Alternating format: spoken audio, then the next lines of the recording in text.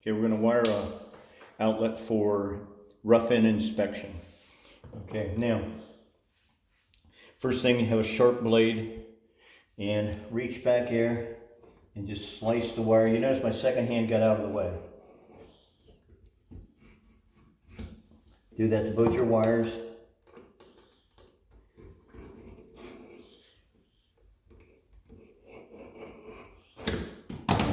Once you have that, you can peel this out.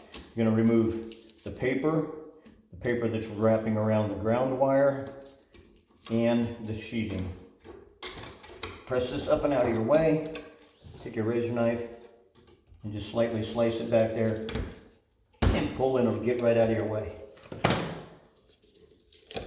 Same thing with the next one.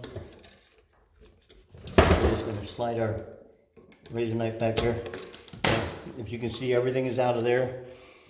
I'm going to bring it right around here 1 second. You can see everything is out. There's no paper in there, nothing to burn. All right. Now, you pull your 2 ground wires out like this. Just get these out of your way. You're going to take your 2 ground wires. You're going to just slightly spin them 2 or 3 times.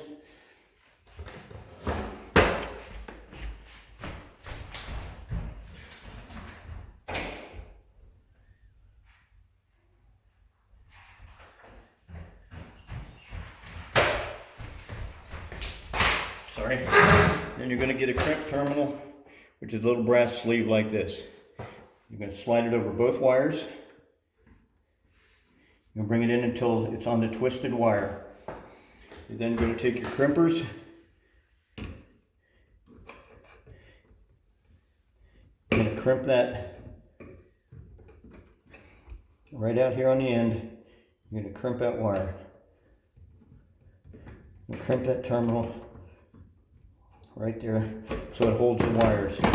Now, that's all you have to do. We only have one receptacle going in here, so you get rid of one of the leads. Now what I do then is I just take the excess wire and fold it back over my crimper. That guarantees it's never going to come off. Okay? That's what you want for inspection. They then want to see this tucked back in the back of the box. All of these wires will then get tucked back in the back, out of the way. That way when you do your drywall repair and you take your roto zip and go around the box, you won't clip any of your wires. All right, that's it.